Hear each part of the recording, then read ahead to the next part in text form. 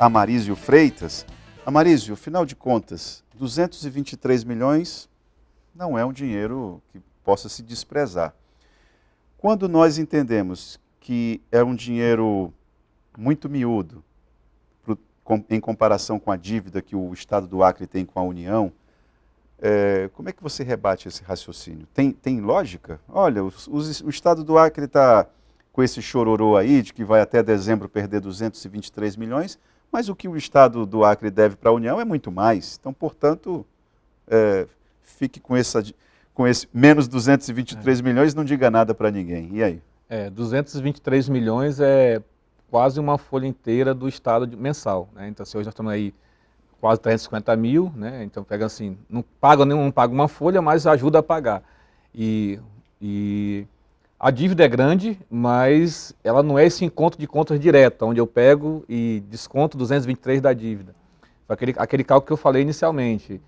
Ao final do ano, se eu tiver, de fato, perca de arrecadação, aí o que o governo vai dizer, olha, então eu vou abater aqui. Então não é de imediato. Então, assim, se fosse de imediato, eu perdi, já vem aqui o retorno, tranquilo, né? Então, mas enquanto a dívida é muito maior, nós temos pago, até comento assim, nós temos dívidas muito antigas, a gente paga dívida de Parque da Maternidade, então hoje a gente não é só dívida de ambientes nacionais, como o BNDES, Banco do Brasil, dívidas previdenciárias, e honrar esses compromissos nos deixa apto a propor outras ações de financiamento. Sim. Então eu não posso atrasar, porque inclusive isso pode até inviabilizar os repasses constitucionais de FPE. Nós vemos questão de alguns municípios que há pouco tempo aí não recebiam sequer para pagar a folha porque tinha dívida com o INSS ou com alguma outra operação com a STN. Então assim, embora pareça ser pouco, mas como você falou, Estado pequeno, cada real que sai faz falta. Com certeza. Boa tarde. Pergunta para o secretário se depois da eleição a gasolina não é arriscada a subir para R$ 9,00 ou mais, não para compensar o perdido, o Luiz do bairro 15. Eu não sei se deu para compreender. Deu para entender o que o Luiz quis dizer? Vamos lá, então. Sempre pergunta. Assim, não é só a medida eleitoreira, né, para poder ganhar votos, e aí assim, isso vai essa preocupação. Uma vez ela reduzindo, pode aumentar ou não pode aumentar? Como há uma ação no Supremo Tribunal, que inclusive o relator é o ministro Gilmar Mendes, que a gente esperava uma decisão antes de a gente rebaixar a nossa alíquota, que foi jogada para novembro, você diz, vamos esperar a eleição passar para ver em novembro como é que a gente faz isso. Essa daí foi danada. Então o que acontece? É possível, não é interesse de governador nenhum, porque eu comento que todos nós precisamos abastecer nossos veículos, né? Temos que ir lá no posto de gasolina e pagar com o nosso salário também. Então, assim, a ideia é que futuramente possa haver compensação em atividades, a própria Cefaz já faz esse levantamento, o corpo técnico, e atividades mais supérfluas, né? Então, alguns estados do próprio Nordeste já têm os estudos de que poderia aumentar em bebidas, né? Porque não teria de primeira necessidade. E a dificuldade foi essa, foi colocar o combustível como item essencial. Então, ele é essencial para quem tem veículo, mas assim, boa parte da população ainda não tem veículos automatizados também. Então, essa é a discussão. É inconstitucional e é essencial ou não? Então, o ministro Gilmar Mendes protelou para novembro, após o pleito eleitoral, para fazer essa discussão. E, inclusive, há uma comissão onde os estados agora participam, junto com a Justiça e o Executivo Federal, por meio do Ministério da Economia, PGFN e todos, para que encontrem um caminho, para que a gente equalize isso. Mas eu deixo de claro assim, o próprio governador me perguntou, quando a gente foi tomar a decisão, eu digo, governador, é difícil baixar, mas sob pena de não aumentar mais, né? Era mais de 20 anos que estava essa alíquota, então já houve lá atrás esse aumento, e aí foi sendo diluído ao longo da história, ninguém mais sabia. E o Acre não era o maior ICMS de combustível. Nós tínhamos estados, se não me engano, no Maranhão, que a alíquota era 31% a 32%. Então, mesmo o estado do Acre sendo menor, aplicava 25%. Maranhão, 32%. Bahia, 31%, se não me engano. Então, vejam que, mesmo estados mais desenvolvidos, tributavam mais o combustível. Bom, tem aqui um professor perguntando se... Bom, já vi que vai quebrar no lombo da educação. E aí? Não, essa colocação do professor é legal porque, inclusive, há hoje a gente fala que os municípios demoraram, não só a educação, mas os próprios municípios também.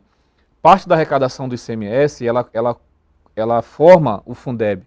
Então, se eu deixo de arrecadar, aquilo deixa de ir para o Fundeb. Então, assim, é uma receita descarimbada. Então, se eu acumulo, se eu recebo com ICMS, 25% para ele vai para o Fundeb, parte dele vai para a saúde e parte dele vai para os municípios. Então, se eu arrecado menos, o que vai chegar na educação, o que vai chegar na saúde e o que vai chegar nos municípios, dessa receita ICMS de combustíveis vai ser menor, porque é proporcional à arrecadação. Mas aí, eu creio que a própria política nacional dentro do Congresso ali, o que mais se protege é educação e saúde. Então, assim, para garantir os recursos, inclusive, uma das medidas que estava de compensação era de que o Fundeb e a saúde, o SUS, não fossem tocados. Então, por exemplo, garantisse, em vez de pagar a dívida, manda o recurso para lá. Então, havia até essa discussão na hora de compor a lei.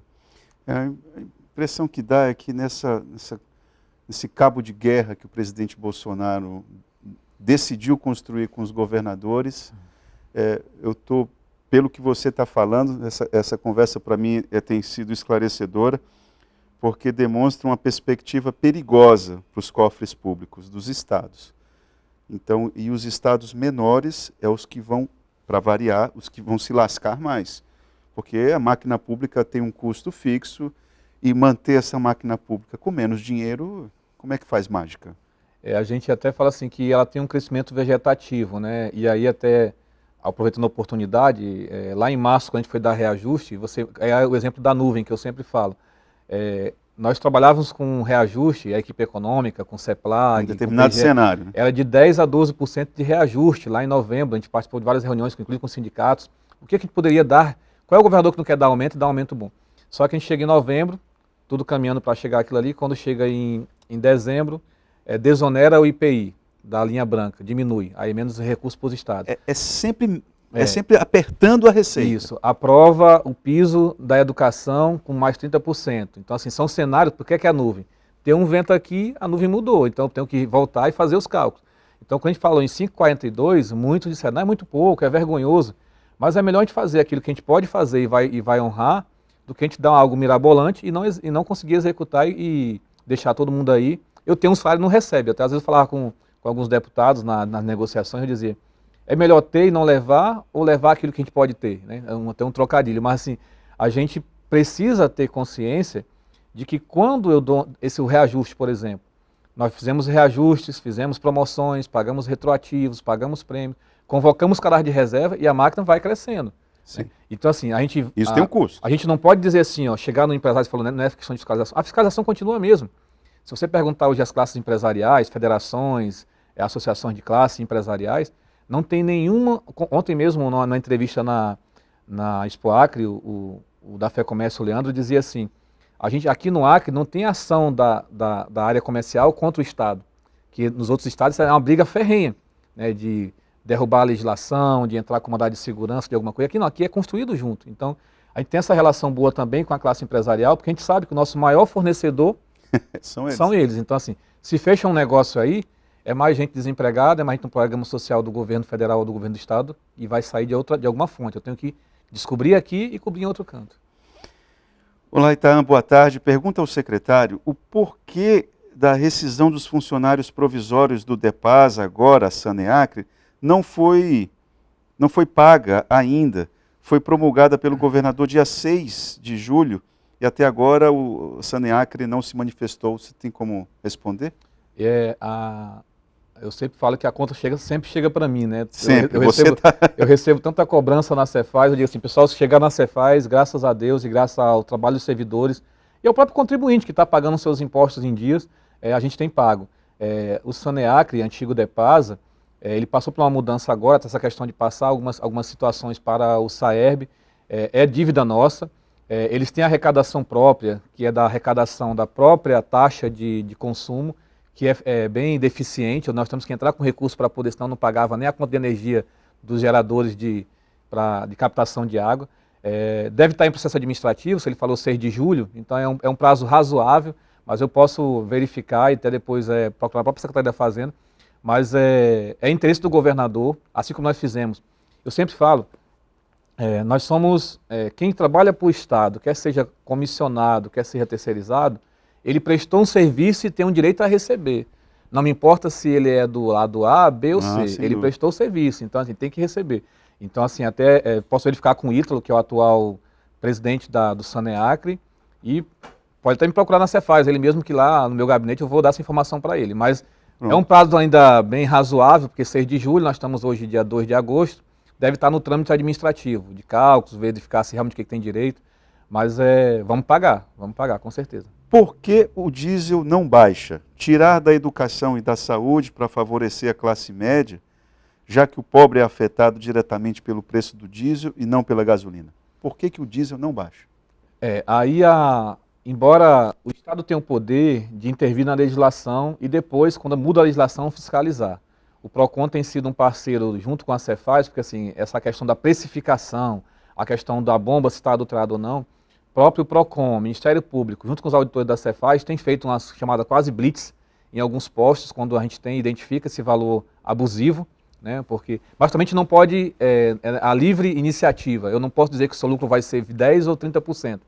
Então aí cabe às vezes também, e a gente tem aqui na região, se nós verificarmos, até dá para verificar no próprio ANP, ou num aplicativo que a gente tem da Cefaz, para verificar onde é que está o preço mais barato. Então tem postos que de fato baixaram o valor. Então, assim, e aí não é escolha de tirar da educação para compensar o consumidor médio ou a classe mais elevada. Infelizmente a legislação e o processo seguinte é o processo de fiscalização, que aí entra esses atores, PROCON, Ministério Público, sempre com o apoio da Cefaz para verificar o que a gente pode. Tem acontecido atuações, a presidente do PROCON, a Alana, de vez em quando requisita a gente, os auditores, para ir nos postos fazer essa aferição do preço, né? Porque a gente verifica o preço de aquisição na distribuidora e o preço que chega aqui para verificar se de fato, pelo menos ele está aplicando o preço base, porque ele pode dizer assim, não. Faz esse monitoramento. Faz sim, isso é feito pela Cefaz. Boa tarde, Arruda. Pergunta para o secretário se está faltando dinheiro para pagar a indenização dos antigos trabalhadores DEPAS e DETRAN. O governador já autorizou, está faltando o quê? Reformulou a pergunta, né? O Paulo Sérgio. É um pouco parecido assim, as autarquias, né, a administração indireta, elas têm o seu rito próprio. O DETRAN, o próprio o DEPAS, hoje Saneacre, e aqui a Junta Comercial, são aqueles órgãos que eles têm uma certa autonomia, ou seja, às vezes esses órgãos têm mais autonomia do que a Secretaria de Estado, porque eles arrecadam a parte deles e tem um trâmite administrativo diferente. Lá na Cefaz chega para a gente liberar, dar o pontapé final para o banco liberar ou seja, se a parte administrativa, e eu não estou colocando que é falha, porque tanto a diretora-presidente do DETRAN, a Tainara, como antes era a Vanlesca, que agora é o Ítalo, é o trâmite administrativo. Então, assim, se houve uma decisão, e o governo sempre fala assim, façam, arranje a forma legal de fazer as coisas, porque a gente, é aquilo que eu acabei de falar, não tem por que um servidor, independente de qual seja a categoria dele, terceirizado, efetivo ou comissionado, prestou um serviço, todo mundo tem conta para pagar, né, e tem que receber. Mas eu me comprometo de verificar, porque eu desconhecia esse setor, mas o que chegam lá, a gente está liberando recursos para pagar, sim. Vou aproveitar a tua vinda aqui e te perguntar em relação à questão da nossa dívida com a Previdência. Que tamanho que ela está e como é que está a fotografia ali no Acre Previdência, Marísio? O Acre Previdência, hoje lá coordenado pelo Assis, aí, que conhece muito de Previdência, presta um excelente serviço, hoje é vinculado à CEPLAG, que é onde tem corretamente, antigamente fazia parte da Cefaz, o Acre Previdência, na estrutura organizacional do Estado, foi para a CEPLAG, porque a vida funcional do servidor está na CEPLAG, então se ele entra pela CEPLAG, concurso, admissão, a Acre Previdência está ali. Tem lógica. Mas assim, nós já temos feito algumas ações para gerar novas receitas para o Acre Previdência. Estamos recuperando os prédios públicos para que o Acre Previdência possa fazer a alocação deles ou tirar espaços públicos que são alocados e funcionar nesses bens públicos. Por exemplo, o Você está querendo fazer dinheiro, fazer dinheiro, isso, porque hoje, quando a gente assumimos o executivo em 2019, o déficit previdenciário estava na casa de 47 milhões mês, ou seja, tinha que ir lá na Cefaz, retirar do cofre do Tesouro 47 milhões e pagar. Hoje essa conta é 65 milhões para poder... Quando o governo Gladson assumiu 47 milhões, isso. Hoje 65. E eu digo que ele é crescente, porque a própria Cefaz tem previsão para aposentar, a Polícia Militar, então assim, todo dia ou todo mês, novas pessoas se aposentam e todo mundo que trabalhou quer ter a sua segurança.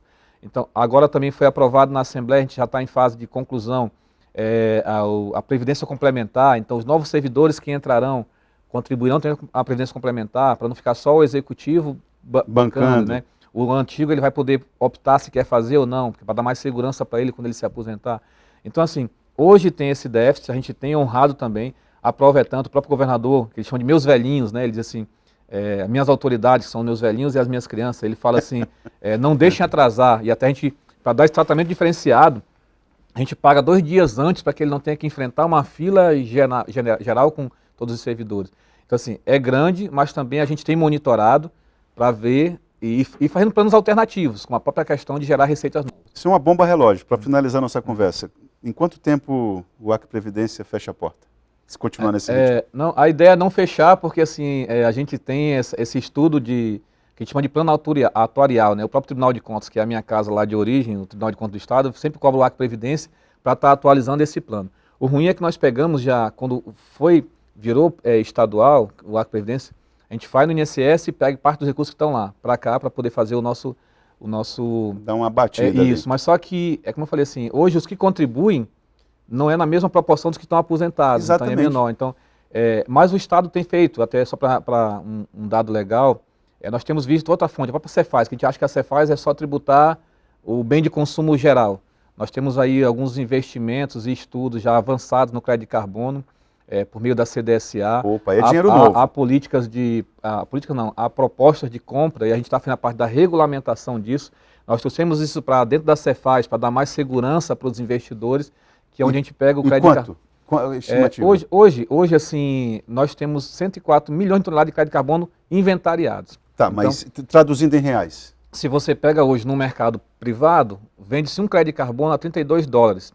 Como a gente tem um crédito de carbono mais antigo, a gente está vendendo ele, oferecendo de 9 a 12 dólares. Então você imagina aí que vai dar um número grande. 9 a 12 dólares e são 104 milhões de toneladas de crédito de carbono inventariado. Só quem está fazendo a parte de que... Nossa, mas é muito dinheiro, hein? Só quem está fazendo a parte hoje, e é um trabalho feito pela CDSA, que hoje é presidida pelo José Gondim, e o auditor Hernandes da Cefaz faz essa assessoria para fazer essa intermediação com a Cefaz, a gente pensa assim, quando a gente fizer a primeira venda, vai abrir outros mercados, porque está o mundo inteiro atrás de crédito de carbono.